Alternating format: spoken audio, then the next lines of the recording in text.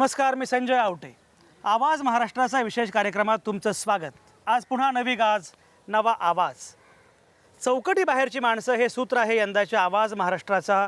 या कार्यक्रमाच्या दिवाळी अंकाचं मुळात दिवाळी अंक हीच कल्पना एखाद्या कार्यक्रमासाठी चौकटी बाहेरची, आणि त्या दिवाळी अंकामध्ये जे सूत्र आहे ते आहे चौकटी बाहेरची माणसं.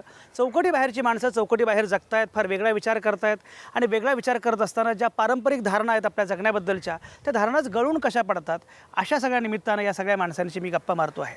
आणि आत्ता आज माझ्यासोबत जी माणसं आहेत ती माणसं आणखी वेगळ्या पद्धतीची आहेत, कारण साहित्य, संस्कृती, पत्रकारिता, कला यामध्ये रमणारी अशी ही अपवादभूत अशी माणसं आहेत. म्हणजे एकीकडे आपण असं म्हणत असतो की सध्याचा कालखंड हा साहित्यासाठी, कलेसाठी फारच कठीण आहे, फार क्लिष्ट आहे, पत्रकारिता करण्यासाठी सुद्धा फार कठीण असा हा कालखंड आहे. आणि त्याचवेळी या सगळ्या लोकांसाठी तो खूप आव्हानात्मक आणि खूप चांगलं करण्यासाठी बळ देणारा असा पण हा कालखंड आहे. म्हणजे एकीकडे आपण असं म्हणत असतो की माध्यमं विस्तारत आहे, सोशल मीडिया आहे, सगळी माध्यमं आहेत, पण माध्यमं विस्तारत असताना त्याचवेळी विचार मात्र आक्रोशतो आहे, असा पण पेच आपल्यासमोर आहे. म्हणजे एकीकडे मला व्यक्त व्हायचं असेल तर मला सोशल मीडिया आहे, मला काय फेसबुक आहे, व्हॉट्सॲप आहे, हे आहे ते आहे, सगळी माध्यमं आहेत. पण हे होत असताना त्याचवेळी खून होतो डॉक्टर नरेंद्र दाभोलकरांचा, त्याचवेळी खून होतो कलबुर्गींचा, त्याचवेळी खून होतो कॉम्रेड गोविंद पानसरेंचा. याचा अर्थ असा आहे की एकीकडे तुम्ही माध्यमं तुमच्याकडे पुष्कळ आहेत, पण त्याचवेळी विचार मात्र आक्रोशतो आहे. अशा वेळी कलेमध्ये काम करणं, माध्यमामध्ये काम करणं, साहित्यामध्ये काम करणं ही फारच अवघड गोष्ट आहे, पण त्याचवेळी ती अधिक आव्हानात्मक आणि आणखी महत्त्वाची सुद्धा आहे. एकीकडे एखाद्या लेखकाला मी आत्महत्या करतो आहे असं जाहीर करावं लागतं, त्यावेळी माणसं लिहित आहेत, त्यावेळी माणसं बोलत आहेत, त्यावेळी माणसं व्यक्त होत आहेत, आणि प्रत्येकाच्या मनामध्ये काहीतरी कोलाहल आहे. तो कोलाहल दाटलेला जो आहे तो कोलाहल दाटलेला व्यक्त करण्याचा प्रयत्न करतायत. म्हणजे मागे मी नागराज मंजुळेची एक कविता सांगितली होती, ती कविता मला फार आवडते. नागराज त्याच्या उन्हाच्या कटाविरुद्ध या काव्यसंग्रहामध्ये असं म्हणतो की माझ्या हाती नसती लेखणी, माझ्या हाती नसती लेखणी तर असता कुंचला, कशानंही उपसतच राहिलो असतो मी कोलाहल मनातला.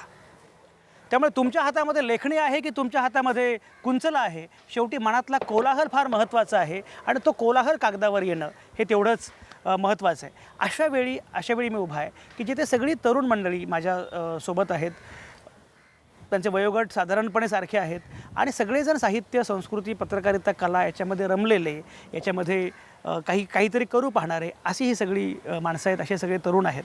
शर्मिला फडके माझ्यासोबत आहेत. शर्मिला फडके ही बेसिकली कला समीक्षक आहेत, आणि कलेच्या क्षेत्रामध्ये सातत्याने गेली अनेक वर्ष फार मनापासून अतिशय उत्साहानं लिहित असते. त्याबद्दलची एकूण समज लोकांची पण वाढवण्याचा प्रयत्न करत असते. स्तंभ लिहिते, बोलते, दिवाळी अंकांमध्ये लिहिते, आणि या सगळ्या निमित्तानं एकूण कलेचा अवकाश काय आहे ते सांगण्याचा प्रयत्न करत असते. कारण आपल्याकडे कला निरक्षर लोक इतके आहेत.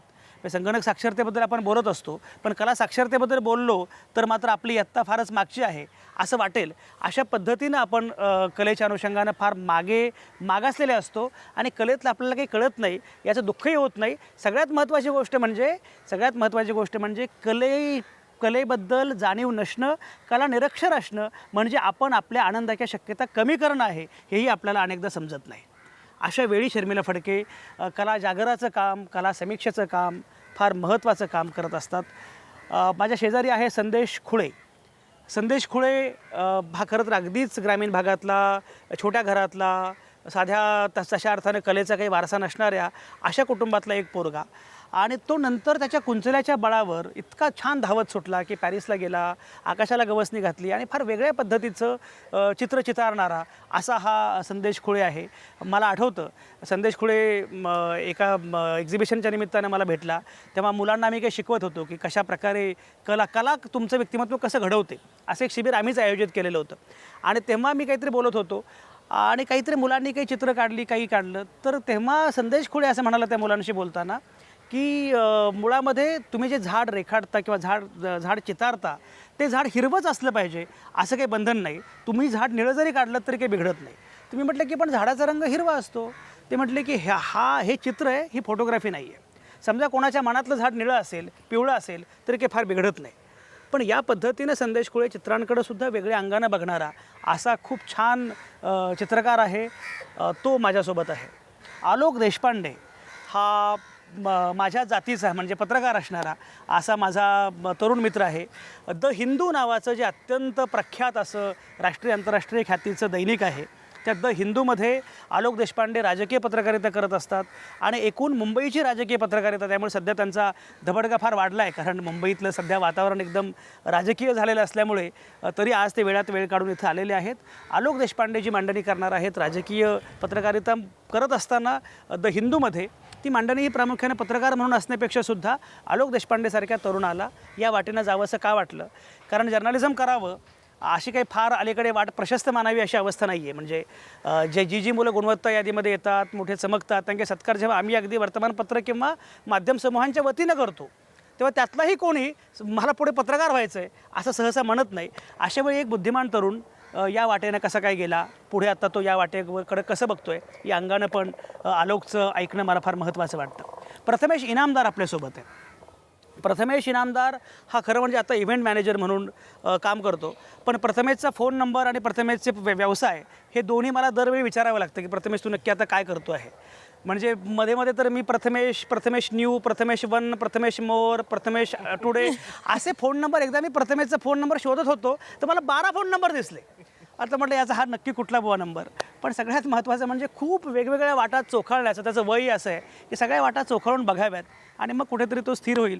आता लग्न केलं आहे त्यामुळे त्या दिशेने कदाचित आता लवकर पावलं पडतील. पण प्रथमेश हा बेसिकली कवितेवर, साहित्यावर प्रेम करणारा, दुसऱ्याची कवितासुद्धा आपली वाटावी इतकी जपून ठेवणारा, मी स्वतःच्या नावानं न छापणारा, पण त्याला ती कविता माझीच आहे इतकी जवळची वाटते असं कवितेवर प्रेम करणारा, इव्हेंट मॅनेजर असणारा आणि त्या सगळ्या आपल्या आवडीचं रेव्हेन्यू मॉडेल विकसित करण्यासाठी प्रयत्न करणारा असा एक छान गुणी तरुण आहे. या सगळ्यांसोबत मला गप्पा मारायच्या आहेत आणि गप्पा मारताना अगदी सुरुवातीला मला जायचं आहे शर्मिलाकडं. येस शर्मिला, स्वागत. मी जे मगाशी म्हणालो की खरं म्हणजे तू ज्या क्षेत्रात काम करते आहेस ते तसं फारच त्याच्यामध्ये काही करिअर होऊ शकतं, त्याच्यामध्ये काही काम केलं जाऊ शकतं मुळात. या सगळ्याच अनुषंगानं अनभिज्ञता आहे. मला एक असं वाटतं की आपल्यासारख्या कला निरक्षर समाजामध्ये कला समीक्षेच्या अनुषंगानं काहीतरी आपण करत राहावं सातत्यानं, असं मुळामध्ये का वाटलं आणि ते वाटल्यापासून ते आत्तापर्यंतचा एकूण प्रवास? कला समीक्षेचं काम कठीण आहे की नाही वगैरे वेगळी गोष्ट आहे, पण माझी ह्या हे का चित्रकलेवरती काहीतरी लिहिणं हे स्वीकारणं, त्याच्या मागची प्रेरणा माझी म्हणजे मला चित्रकार आवडतात, चित्रकलेमध्ये काम करणारी लोकं आवडतात. चित्रकला आवडल्यामुळे चित्रकला त्यांनी काढण्यामागची त्यांची प्रेरणा काय आहे, ते कुठल्या परिस्थितीत काम करतात, पुढे त्यांनी त्यांची चित्रकला कशी डेव्हलप केली, काय नक्की त्यांच्या क्षेत्रात चालू आहे, हे सगळं जाणून घ्यायला मला आवडतं. त्यांच्या स्टुडिओबद्दल जाणून घ्यायला आवडतं आणि म्हणून मग हे लोकांपर्यंत पोचवायला आवडतं. आणि लोकांनी चित्रकला ही बघावी, कला ही त्यांच्या जीवनाला लपेटलेलीच असते. म्हणजे कला काय अशी खूप लांबची गोष्ट नाही आहे की बाबा काय आपल्या रोजच्या जीवनातली कला आहे. त्याच्यामुळे लोकांनी चित्रकलेबद्दल, मॉडर्न आर्टबद्दल, नवीन नवीन चित्रकलेत होणाऱ्या प्रयोगांबद्दल जाणून घ्यावं, आर्ट एक्झिबिशन्स बघावीत, म्युझियममध्ये जावं, असं मला मनापासून वाटतं. आणि म्हणून मी चित्रकलेवर लिहिते. बरोबर, बेसिक माझी प्रेरणा ती आहे. आणि बाकीच्या विषयांमध्ये पण मी लिहित असते, अनुवाद करत असते. पण अगदी खरं आहे, म्हणजे तुमची प्रेरणा आहे हे बरोबर आहे. पण शेवटी असं आहे की आकस्मिकपणे काही हे होत नाही, काहीतरी घडतं, आपण तिकडे वळतो. असं काय घडलं की तुम्हाला असं वाटलं की हे फार महत्त्वाचं आहे? मी चिन्ह कला वार्षिकासाठी सतीश नाईक त्याचे संपादक आहेत, तर त्यांच्यासाठी चित्रकारांवरती लिहायचे. म्हणजे तो मला सांगायचा अमुक एक चित्रकाराची मुलाखत आहे, मी चित्रकाराची मुलाखत घ्यायचे, प्रश्न बरेचसे तयार असायचे, तो त्या चित्रकाराबद्दल मला वाचायला द्यायचा, चित्रकाराची त्या बॅकग्राऊंड काय आहे, कुठल्या प्रकारचं तो काम करतो आहे वगैरे वगैरे, ही सगळी तयारी करून मी जायचे. हे सगळं ठीक होतं. पण माझ्या असं लक्षात येत गेलं प्रत्यक्ष चित्रकाराशी बोलताना किंवा काय, की फक्त आपण जी तयारी केलेली आहे तेवढीच महत्त्वाची नाही आहे. कारण अशा अनेक मध्ये मध्ये गॅप्स असतात की त्याच्यावर त्यांच्या कंटेम्पररी आर्टिस्ट कोण होते हे जाणून घ्यायचं असतं, ते कशा प्रकारचं काम करतायत, मागे त्यांनी काय केलेलं आहे हे सगळं. तर हे जाणून घेण्यासाठी मग मी चित्रकलेची पुस्तकं स्वतंत्रपणे वाचणं, कला इतिहास वाचणं वगैरे सुरू केलं. पण ते पण पुरेसं नव्हतं, कारण एक जागतिक चित्रकला असा पण एक मोठा एक कॅनव्हास असतो, म्हणजे फक्त भारतीय चित्रकलेच्या पेक्षासुद्धा. म्हणून मग मी भाऊदाजी लाड म्युझियममध्ये modern and contemporary Indian art history असा कोर्स होता, पोस्ट ग्रॅड कोर्स, तो केला मी. आणि तो करत असताना माझ्या असं लक्षात आलं खूप छान फॅकल्टी होती आणि तो कोर्स खूप चांगल्या प्रकारे डिझाईन केलेला होता. तो कोर्स करत असताना माझ्या असं लक्षात आलं की कला इतिहास आणि कला संशोधन हा एक खूप मोठा असा जो प्रकार आहे तो मराठीमध्ये फारसं त्याच्यामध्ये कोणीच लक्ष दिलेलं नाही आहे. म्हणजे कलेतले एक वेगवेगळ्या प्रकारचे जॉनर असतात. समज की आता एक ट्रक आर्ट घे ना तू, की आता फोक आर्टच झाली ती ट्रकवरची त्यांची जी मोटिव्स असतात, जे सिम्बल्स असतात, पण ते कोणी एक्सप्लोअर केलेलं नव्हतं. बोटॅनिकल आर्ट कोणी एक्सप्लोअर केलेली नाही आहे. किंवा आता यावेळी फूड इन आर्ट असा एक प्रकार आहे. म्हणजे हे असे वेगवेगळ्या प्रकारचे जॉनर आहेत, ते असे खोलवर जाऊन एक्सप्लोअर करणं, नंतर त्याच्या मुळांचा शोध घेणं, त्याच्यामध्ये कोण कोण जागतिक स्तरावर काय आर्टिस्ट काम करत आहेत, जागतिक स्तरावर काय काम झालेलं आहे, भारतामध्ये त्याच्यावर कितपत काम झालेलं आहे, हे सगळं डॉक्युमेंट करणं आणि मग ते लेखांमधून मांडणं, हे एक मला खूप आव्हानात्मक आहे. आणि कला विशेषतः म्हणजे मी जसं म्हटलं की कला समीक्षकांची फार मोठी टंचाई आपल्याकडे साहित्य समीक्षक तुलनेनं तयार आहेत, पण डान्स म्युझिक याच्याबद्दलचे समीक्षकच तयार नाहीत. म्हणजे अशा अवस्था होते की त्यांनी त्यांचे कार्यक्रम करायचे, त्यांनीच प्रेस नोट द्यायची, त्यांनी समीक्षण करायचं, कारण ते कळणारे लोक नाहीत, त्याच्याबद्दल जागृती असणारे, माहिती असणारे असे लोक नाहीत. अशा वेळी संदेश खुळेसारखा आमचा एक चित्रकार मित्र ज्या पद्धतीनं पुढे येतो आणि एक वेगळी चित्रकला, त्याची चित्रकला फार वेगळी आहे, फार भन्नाट आहे आणि सहजपणे अनेकदा ती कळते समजते असं पण नाही, पण त्या जेव्हा समजते, जेव्हा कळते, तेव्हा मात्र ती तुमच्या मनामध्ये अनेक आशयांच्या वाटा सूचित करते. असा आमचा संदेश खुळे. एवढं आपल्या प्रकृतीसारखं आडनाव फार कमी लोकांना लाभतं, त्यामुळे आमचा खुळे हा खरोखरच असा वेडा चित्रकार आहे, पण फार शहाणपणानं चित्रांकडे बघणारा, असा आमचा संदेश आहे. बोला, काय तुमचा प्रवास, काय कसं हे करता? मुळात मला लहानपणापासून आवड होती चित्रकलेची, पण ह्याच्यासाठी महत्त्वाचं होतं की बॅकग्राऊंड.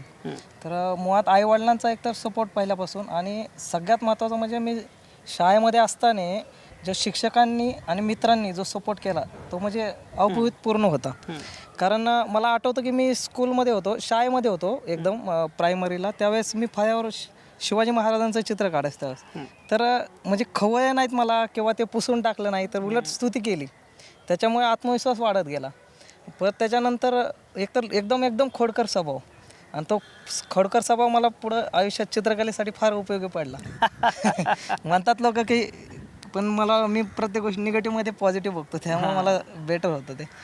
आणि परत शाळेमध्ये पण असाच एक किस्सा काढला होता की मी मागे बेंचवर मागे बसायचो, एकदम अवलिया होतो म्हणून ते विषयच नव्हता. तर त्याच्यामध्ये मी चित्र काढत होतो आणि एक चित्र आणलेलं, एक मॉडेलचं चित्र काढलं होतं. तर ते सगळं आम्ही मित्र मागे बसत होतो, पुढे लेक्चर चालू होतं, पण त्या चित्र जप्त केलं. पण मला वाटलं की आता शिक्षा होणार स्टेजवर जाऊन, पण ते चित्र दाखवलं ते स्टेजवरती शिक्षकांनी, माझ्या विधाते सर म्हणून होते, क्लास टीचर होते, त्यांनी दाखवलं. म्हणजे ह्याच्यातून काय झालं की एक प्रेरणा मिळत गेली.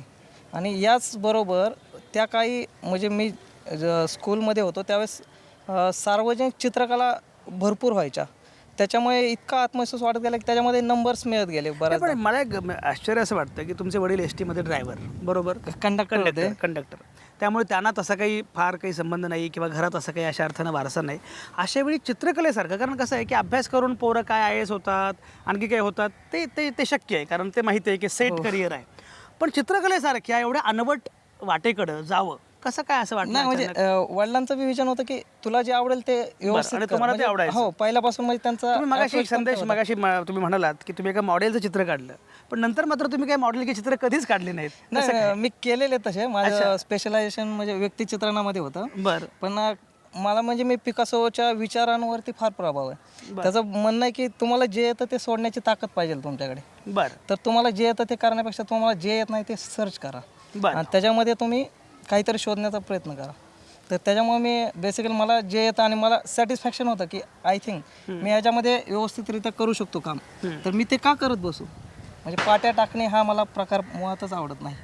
त्याच्यामुळे मी प्रत्येक दरवेळेस चेंजेस काय करता येतील, नवीन मग त्या फील्डमध्ये, कोणत्याही फील्डमध्ये काम करता नवीन नवीन शोध काय घेता येतील, त्याच्यामध्ये माझा जास्त ओढा असतो. तुम्हाला साधारणपणे प्रत्येक चित्रामधून नक्की काय मांडायचं असतं?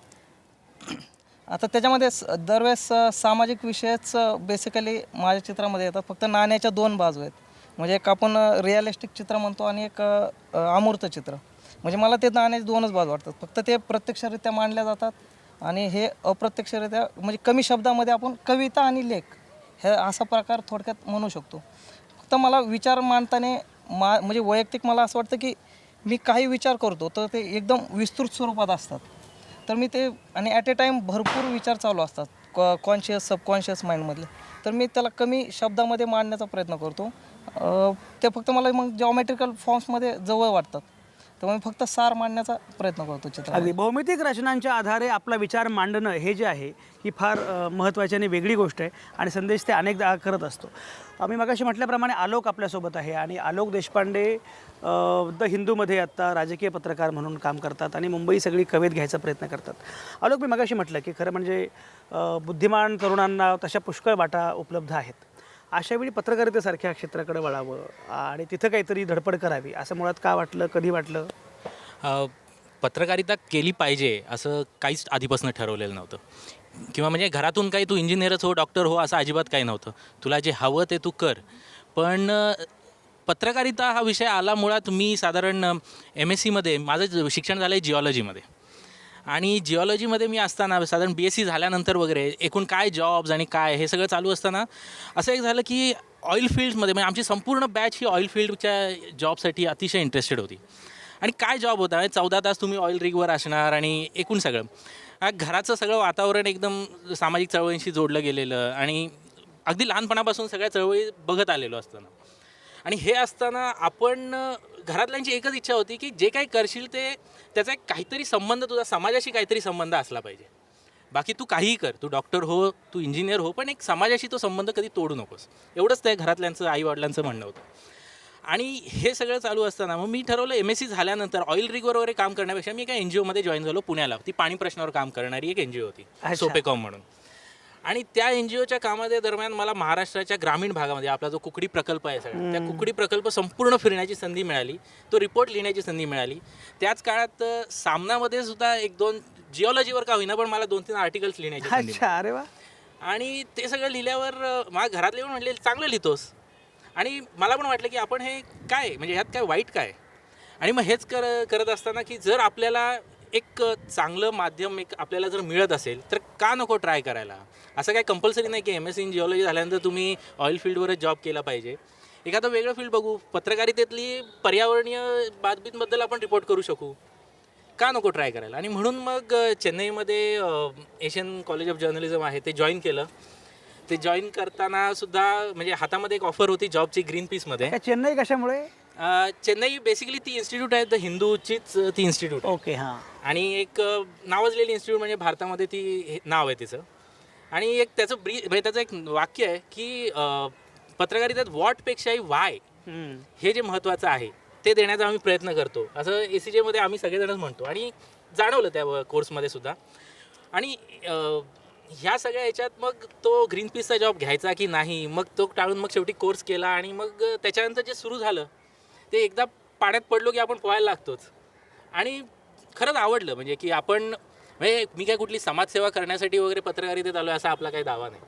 पण कसं आहे की आपण समाजाशी एक जोडलेलो राहतो. ते काय काय चालल्या आहेत घटना गोष्टी त्याच्याकडे आपली नजर राहते. आपल्याला काही गोष्टी त्यात घडवून आणण्यासाठी त्याचा मदत होतो. आणि ह्याच सगळ्या कारणांमुळे खरं सांगायचं तर पत्रकारितेत आलो. अगदी खरं. पत्रकारितेमध्ये आले म्हणजे कुठल्या तरी ONGC किंवा कुठल्या कंपनीमध्ये काम करण्यापेक्षा MSc जिओलॉजी झाल्यानंतर सुद्धा जर्नलिझममध्ये गेलं पाहिजे, कारण जर्नलिझममध्ये काही वेगळं करता येणं शक्य आहे. हे सगळं बघूया आपण, करूया असं म्हणत आलोक देशपांडे तिथे गेले. आणि गेल्यानंतर ते जे काही करतायत ते आपण सगळे बघतो आहोत. त्यानंतरही आपण बोलणार आहोतच. डॉक्टर शर्मिलाला काहीतरी मुद्द्यामध्येच मांडायचं आहे. नाही, कला समीक्षा आणि कला संशोधन हे एक वेगवेगळे भाग आहे. तर मला असं वाटतं की कला संशोधनावरती आधारित जर कोणाला काही लिहायचं असेल कला इतिहासावर आधारित तर कला समीक्षेला जितका वाव दिला जातो तितकाच त्याला पण द्यायला पाहिजे असं मला एक वाटतं. म्हणजे त्याच्याशिवाय मग डॉक्युमेंटेशनचं काम नीट होणार नाही मग या क्षेत्रात. अगदी खरं. आलोक देशपांडेंसारख्या हिंदूच्या राजकीय पत्रकाराला इथे बोलवण्यामागचं राजकारण हेच आहे की कला समीक्षा किती महत्त्वाची आहे हे वर्तमानपत्रातल्या लोकांनाही समजलं पाहिजे. आणि हिंदूसारखी फार कमी दैनिकं आहेत की जी कलाविषयक साहित्यविषयक अगदी 4-4 पानांच्या सप्लिमेंट्स करत असतात. पण हे महत्त्व सगळ्यांनाच कळायला पाहिजे. प्रथमेश इनामदार आपल्यासोबत आहेत. या सगळ्या गप्पा आपल्याला सुरू ठेवायच्या आहेतच. तुम्ही कुठंच जाऊ नका. आता या क्षणी मी घेतोय एक छोटासा ब्रेक.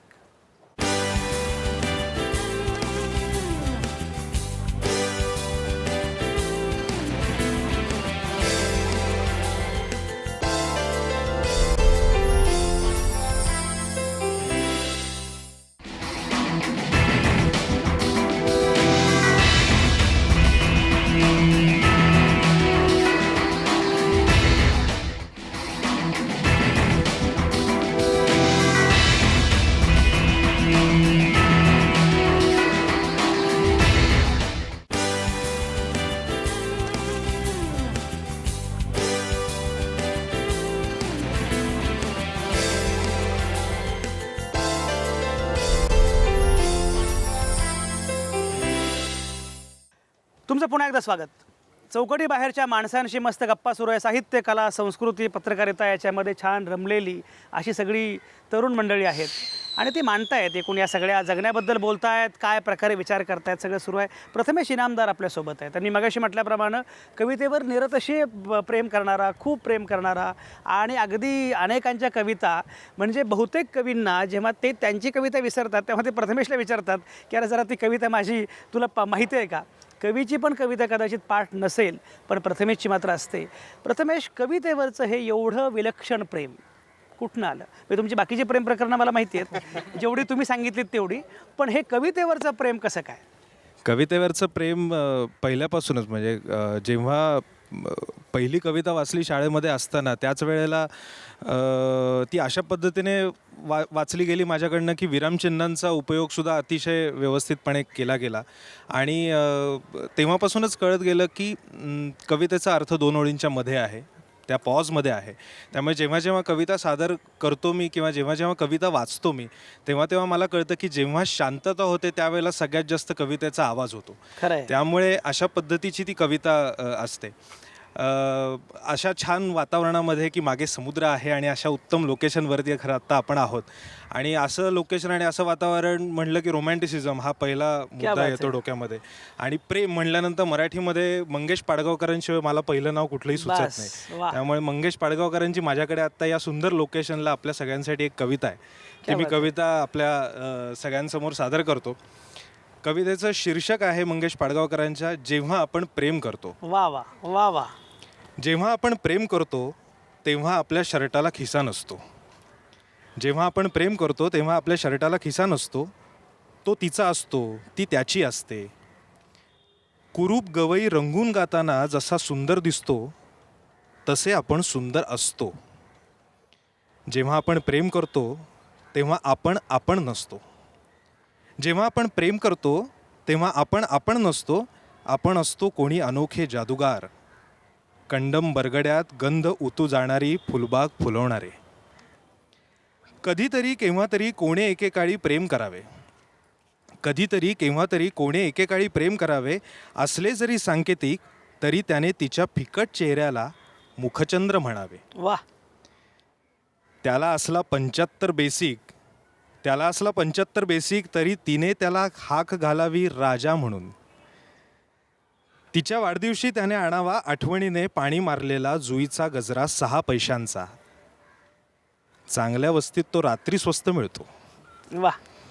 6x6च्या खोलीत पोपडे उडालेल्या लंगड्या टेबलाजवळच्या गंजल्या खाटेला त्यांनी दोघांनी म्हणावे शयन महाल. हे सगळे शपथ सांगतो अगदी खरे असते.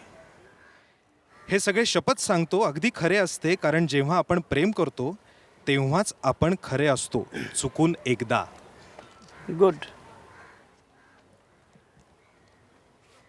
जेव्हा ती प्रेम करते तेव्हा ती त्याला गाणे म्हणून दाखवते कापऱ्या बेसूर आवाजात. जेव्हा ती प्रेम करते तेव्हा ती त्याला गाणे म्हणून दाखवते कापऱ्या बेसूर आवाजात.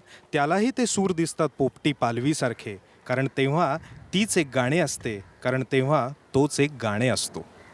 शेवटी मंगेश पाडगावकर लिहितात मग पुढे जीभ भासते, मग पुढे जीभ भासते, ओठ करपतात, शिळ्या भज्यांचे करपट ढेकर येतात आयुष्याला, तोंडात दाटून येते कडू द्वेषाची थुंकी, पण तो थुंकत नाही जगावर.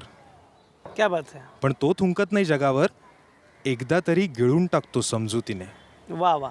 कारण तिने शिवलेले असतात त्याचे, तिच्या राजाचे 2च फाटलेले जर्जर शर्ट पुन्हा पुन्हा, आणि तिच्या ठिगळ लावलेल्या पदराने त्याने सांधलेले असते एक आभाळ, त्याने सांधलेले असते एक आभाळ. फारच छान. मराठीतल्या ज्या 100 निवडक कविता कुसुमाग्रजांनी संपादित केल्या त्यातली ही कविता आहे. आणि एकूण पाडगावकरांची धाटणी आपल्याला माहिती आहे. राजा असतो आपण, राजा असतो आपल्या घरी नावाची त्यांची जी कविता आहे तीसुद्धा याच स्वरूपाची कविता आहे. एकूण कवितेवर प्रेम करणार. मी मगाशी म्हटलं की खरं म्हणजे यानं ऑडिओ इंजिनिअरिंगमध्ये डिप्लोमा केला, नंतर बाकीच्या काही गोष्टी केल्या, इव्हेंट मॅनेजमेंटमध्ये काही केलं, सगळं केलं. पण काहीही केलं तरीसुद्धा कवितेवरचं प्रेम जे आहे ते मात्र प्रेम हे कायम राहिलं. हे प्रेम फार महत्त्वाचं असतं. आलोक, मला सांगा की मुळामध्ये एकीकडे आपण काही करत असतो आणि तेव्हा आपल्या कामावर खूप प्रेम असतं. हा वेगळा भाग आहे. म्हणजे कलेवरचं प्रेम हा या दोघांचा साधारणपणे एक वेगळा मुद्दा आहे. तुम्हा दोघांचा पुन्हा वेगळा आहे, कारण तुम्ही त्याला पुन्हा समकालीन सगळ्या वास्तवाशी जोडत असता. अशावेळी पत्रकार म्हणून काम करणं हे खूप अस्वस्थ करणारं पण असतं. कारण शेवटी आपण जेव्हा बातमी लिहितो, आपण जेव्हा रिपोर्ट करतो, तेव्हा काही आपण आनंदासाठी केवळ करतो असं नाही. आपण लिहितो आणि अनेकदा हे रिपोर्ट करायची पण इच्छा नसते, इतकं वाईट विदारक वास्तव आपल्या भोवताली असतं. अशावेळी तर संवेदनशील पत्रकाराला भलता त्रास होतो, प्रचंड वाईट वाटतं. अशा सगळ्या अनुभवातून आपण आत्ता जातो आहोत. अशावेळी या सगळ्या भवतालाकडं एक पत्रकार म्हणून कसं बघताय, काय म्हणताय? याचं एक उदाहरण सांगायचं झालं म्हणजे एका बातमीच्याच ह्याच्यात एक उदाहरण आहे. साळवे नावाचे आपले नाशिकला शिक्षक होते आणि त्यांच्यावर त्यांच्या नाशिकच्या शाळेनं, जी सरकारी शाळा होती, त्यांनी अशी कारवाई केली की ते प्रार्थनेला ते हात जोडून उभे नाही राहिले, एका धार्मिक प्रार्थनेला ते हात जोडून उभे राहिले नाहीत, म्हणून त्यांच्यावर कारवाई केली. ते म्हटले की गव्हर्मेंट स्कूलमध्ये शासकीय शाळेत मी धार्मिक प्रार्थनेला उभं राहिलो नाही आणि त्याच्यावर माझ्यावर कारवाई होणं ह्याला काय अर्थच नाही आहे. मुळात ते माझ्यावर बंधनकारक असताच कामा नाही. तर ही बातमी मी केली. ती बातमी केल्यानंतर तो हायकोर्टात तो लढा त्यांनी दिला. तो लढा देत असताना त्या लढ्यात ते जिंकले आणि म्हणजे एक प्रकारे तो त्यांचा म्हणजे ह्या विचारांचा तो विजय होता. म्हणजे आपण जेव्हा पत्रकारिता करत असतो आणि ही बातमी करत असताना नेहमी मला जाणवलं की कुठलीही बातमी करताना जाणवतं की पत्रकारितेसारखं वैश्विक प्रोफेशन दुसरं कुठलं नाही आहे. म्हणजे एका विशिष्ट शहर गाव ह्याच्यापुरतं मर्यादित ते नाही आहे.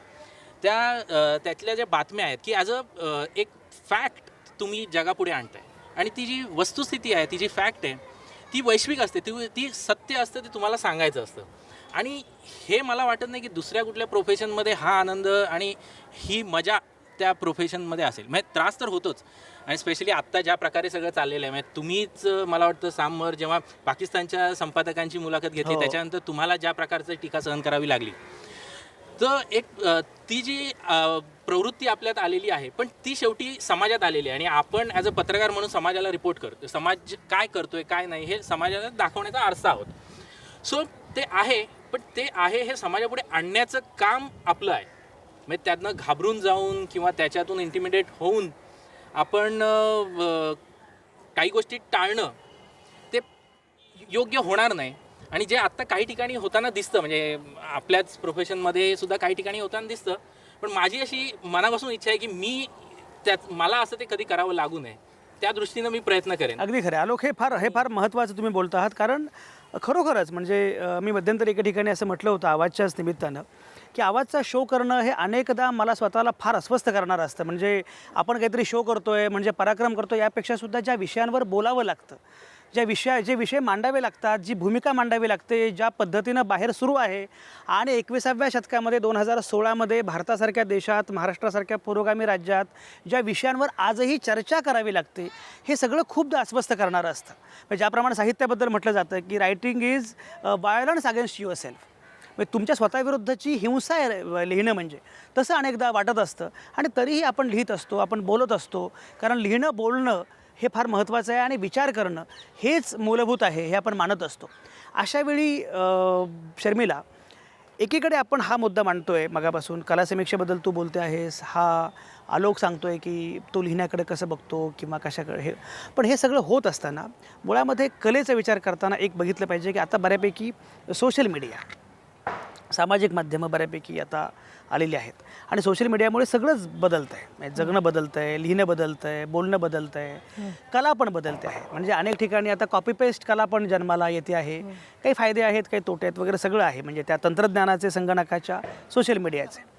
एक चांगला पण भाग आहे ना, मगाशी उल्लेख केला की फेसबुकवर तुम्ही तो व्हिडिओ शेअर केलात, मग तुम्हाला टीकेला पुढं जावं लागलं. तर सोशल मीडियावर हे डिस्कशन पण आहे. तर याचा एकूण अंतिमतः कलेसाठी फायदा होतो किंवा व्हायला पाहिजे असं वाटतं का? हो, सोशल मीडियाचा फायदा कलेसाठी खूपच होतो. चित्रकारांना तर होतोच, पण कला पोचवायला सुद्धा होतो. आंतरराष्ट्रीय पातळीवरची कला आज आपल्याला सहज बघता येते. गुगल आर्ट प्रोजेक्टमुळे प्रत्येक जगातल्या कुठल्याही म्युझियममध्ये आपल्याला म्युझियममधली प्रत्येक कलावस्तू नीट 3 डायमेन्शनल कॅमेरानी निहाळता येते. नंतर नवीन चित्रकलेमध्ये काय प्रयोग होत आहेत, कुठले इन्स्टॉलेशन्स होत आहेत, जागतिक पातळीवरची कला आपल्याकडे पोचते. स्थानिक पातळीवरचे आज लहान लहान गावांमधले चित्रकार असतात, ते त्यांची कला सोशल मीडियाच्या थ्रू पोचवू शकतात. आणि आणखीन एक फायदा झालेला आहे की त्याच्यामध्ये मग जसं तुम्ही म्हणालात की कलेतले जे गैरव्यवहार आहेत किंवा काही उचलेगिरी आहे किंवा काय ती लपून राहत नाही, सोशल मीडिया ती पटकन एक्सपोज होते. त्याच्यामुळे हाही एका परीने एक फायदाचे म्हणायला पाहिजे. आणि सगळ्यात महत्त्वाचं आहे की कलेवरची आज लहान लहान चित्रकार काही खूप वेगळं काम करत असतात. तर त्यांना काय प्रत्येक वेळी माध्यमांमध्ये म्हणजे प्रिंट मीडियामध्ये प्रत्येक वेळी एक्सपोजर मिळतंच असं नाही. त्यांच्यावरती लिहायला गेलं तरी आणि हे सोशल मीडियातून त्यांची कला पोचवता येते. अगदी खरं. म्हणजे एकूण सोशल मीडियानं सगळं लोकशाहीकरण केलं एका अर्थानं. शर्मिला, एक प्रश्न मला असं विचारायचा आहे की आता तू अमेरिकेत नुकतीच गेली होतीस आणि अमेरिकेमध्ये अध्यक्षीय निवडणुका सुरू आहेत, तो बाकी सगळा हे आहेच. पण अमेरिका आपल्याला अनेकदा ज्या कारणांसाठी मोठी वाटते त्याच्यापेक्षा वेगळ्याच कारणांसाठी अमेरिका मोठी असते. म्हणजे अमेरिकेमध्ये नोम चोम्स्की असतो, अमेरिकेमध्ये मायकेल जॅक्सन असतो, अमेरिकेमध्ये बाकी कलाकार असतात, अमेरिकेमध्ये हार्वर्ड असतं. या सगळ्या अनुषंगानं अमेरिका किंवा या सगळ्या प्रगत देशांमध्ये एक छान कलात्मकता आहे. याच्या उलट आपल्याकडे शहरं मोठी होतात म्हणजे सुस्तात, फुगतात. मागे आपण लाड म्युझियममध्ये बोलताना या विषयावर बोललो होतो. अशा वेळी कलेचा संबंध हा केवळ कलावंतांशी, कला रसिकांशी नाही, तो एकूण विकासाशी आहे असं अमेरिकेकडं, भारताकडे बघताना वाटतं का? अगदी बरोबर आहे. कला समाजात रुजलेली असणं म्हणजे काय हे अमेरिकेसारख्या देशांमध्ये जाऊन, आता ह्याच्यासाठी काही जण म्हणतात की फर्स्ट वर्ल्ड कंट्री आहे, त्यांच्यामध्ये पैसे आहेत, त्याच्यामुळे जागा कलात्मक ठेवणं वगैरे शक्य होतं. पण असं नाही आहे.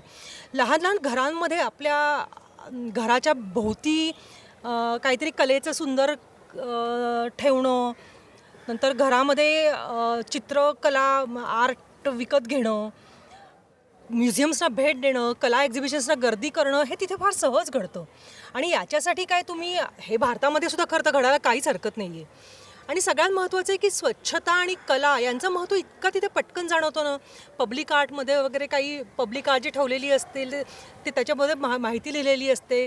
मुलं त्यांच्याशी जाऊन ती माहिती घेऊ शकतात. म्हणजे एकंदरीतच समाजामध्ये जी कला रुजणं जे आहे, कला शिक्षण हे त्यांच्याकडे शाळेमध्ये फार जागरूक. बरोबर आहे. त्याला तोडून फक्त मी एक विचारतो, असं आहे का बघा, म्हणजे मला माहीत नाही, आय एम नॉट शुअर, पण ज्याप्रमाणे आपल्याकडे क्रिकेटनं सगळे खेळ संपवले तसं आपल्याकडे सिनेमा नावाच्या प्रकारानं बाकी सगळ्या कलांकडे कमालीचं दुर्लक्ष करून टाकलं. कारण एक आहेच की सिनेमा, असं उलटं माहीत आहे की त्याचे चांगले उपयोग आणि फायदे 100 आहेत. पण असं काही घडलं का की सिनेमा नावाचा एक एवढा मोठा बिग ब्रदर सगळ्या कला विश्वाला मिळाला की त्या सगळ्यामध्ये बाकीचं झाकळून गेलं, असं काही?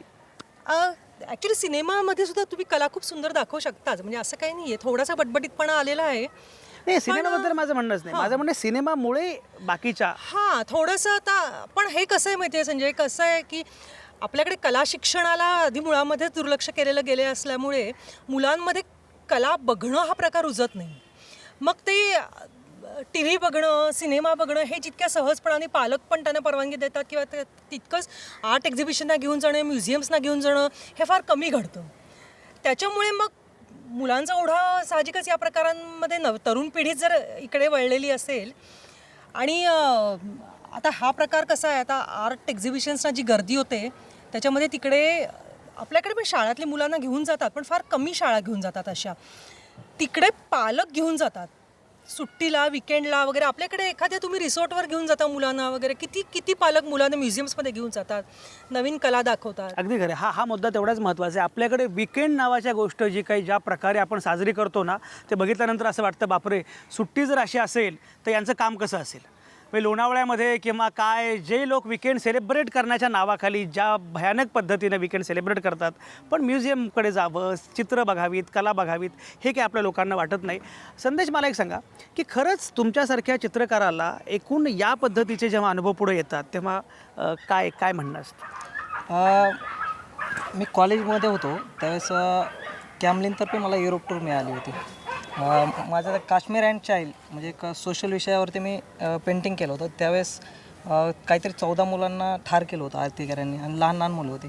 तर त्याच्या विषयावरती मी एक पेंटिंग केलं होतं. त्याच्यावरती निवड होऊन मी युरोपला गेलो होतो. त्यावेळेस मला प्रत्यक्ष ते मी बघितलं, जाणवलं की म्हणजे आईवडील गार्डनमध्ये किंवा पिक्चरला न जाता तिथे घेऊन येतात. म्हणजे लहान मुलं काढतात, आईवडीलही चित्र काढतात, बघून त्याचं अनुकरण करून देतात. आणि म्युझियमसुद्धा तिथे हे करतात, म्हणजे सुविधा उपलब्ध करून देतात. तोच मला विरोधाभास इकडेही जाणवला. मी भरपूर मला आवड आहे फिरायची. मी हैदराबादच्या म्युझियमला गेलो होतो. मला डायरेक्ट मी भरपूर वेळ मला आवड आहे बघण्याची, चित्र असं वगैरे. तर मी भरपूर वेळ बघत होतो म्हणून मला इन्क्वायरीला बोलवलं होतं. म्हणजे असे आपले इथे किस्से घडतात. मी माझी एक कलाकृती आणलेली आहे जॉमेट्रिकल व्ह्यू या सिरीजमधली. अच्छा. जरी ती जॉमेट्रिकल व्ह्यू मी एक टायटल देतो, कारण माझे विजन आहेत की लोकांनी बघून त्याचा आनंद घ्यावा. तर त्याच्यामागे माझा थॉट ऑफ सोर्स आहे की वुमेन्स पॉवर. बरं. तर मी त्यांच्याकडे बघताना एक आजच्या परिस्थितीमध्ये की ज्या स्त्रिया सर्व स्त्रिया पुरुषांना खांद्याला खांदा लावून आज पुढे धावत आहेत आणि पॉझिटिव्हली विचार करून कशा प्रकट होतात त्याच्याविषयी तो माझा ॲक्च्युली सोर्स आहे. आणि त्याच्यामध्ये एक फॉर्म येतो तो योनीचा. तर माझा हे आहे की मुद्दा की मी देव पाहिलेला नाही, परंतु कुठलं चित्र तुमचं? कुठलं चित्र दाखवा ना, चित्र दाखवा. जॉमेट्रिकल हे इकडे याच्यामध्ये हा योनीचा पार्ट येतो. याच्यामधून ऊर्जा एक प्रकट झालेली आहे. आपल्याला माहित नाही की आपण देव कुठे पाहिला नाही, पण माझी देव ही आई आहे. परत मी वेगवेगळ्या भूमिका होतात, पत्नी येते, परत मुलगी येते. परंतु अंग तेच जरी असले तरी एक ऊर्जा आणि जे आत्ता जे चेंजेस होत आहेत त्याच्यावरती आत्ता हे काम केलेले पॉझिटिव्हनेस त्या स्त्रियांकडे बघण्याचा. बरं. आणि याच सध्याच्या परिस्थितीत कोपर्डीसारखी एक घटना घडते. ती पण मनाला इतके हायवे करून जाते की मी हे बघतो आणि ते एकदम निगेटिव्हली असं कसं होऊ शकतं. म्हणजे खरंच कलेचा अभाव जाणवतो तो विचार. आणि हे जे चित्र आहे ते पण फार वेगळ्या स्वरूपाचं. याच्याकडे हे पण योनीचा हे घेतलेला आणि ह्याच्यामध्ये पण एक एनर्जी दाखवलेली आणि हे सर्कलमध्ये घेतलेलं आहे. मी ज्यावेळेस चेन्नईला होतो त्यावेळेस तिथून एक सोर्स भेटलेला की लेडीज ह्या टिक्का लावायच्या एक गोल. तर त्याच्यावर मी फार अट्रॅक्ट झालो होतो. बरं. म्हणजे एक एनर्जी मला असे सोर्स वाटायचं की एनर्जी कुठली काय माहीत नाही. तर मी तो जो मधला जो पार्ट आहे एनर्जी पॉवर की तो नेमका आहे काय त्याच्याकडे माझा जास्त ओढा असतो सोर्स हे सर्च करण्याचा. अच्छा. जी स्पेस कलेला दिली पाहिजे ते आपण देत नाही. हा मुद्दा खरं म्हणजे खूप अंगांनी बोलता येणं शक्य, सगळ्यांना भरपूर बोलायचं आहे, पण वेळ काही कोणासाठी थांबत नाही. त्यामुळे माझा वेळ संपलेला आहे. मी शेवटी काही बोलणार नाही. प्रथमेश इनामदार त्यांची एक लाडकी कविता सादर करतील, त्यानंतर आपण थांबणार आहोत. सुधीर मोघ्यांची एक पक्ष्यांचे ठसे या कविता संग्रहातली खूप सुंदर कविता. क्षणोक्षणी चुका घडतात, क्षणोक्षणी चुका घडतात, श्रेय हरवून बसतात. आपल्याच रिकाम्या ओंजळी आपल्याला फार काही सांगित असतात. कणभर चुकीलाही इथे आभाळ एवढी सजा असते, कणभर चुकीलाही इथे आभाळ एवढी सजा असते. चूक आणि शिक्षा याची कधी ताळेबंदी मांडायचीच नसते. एकच निमिष चुकतं हुकतं, उभ्या जन्माच्या चुकामुकीला तेवढं एक निमित्त पुरतं. अखेर हे सारं घडतं केवळ आपण काहीतरी शिकण्यासाठी, अखेर हे सारं घडतं केवळ आपण काहीतरी शिकण्यासाठी.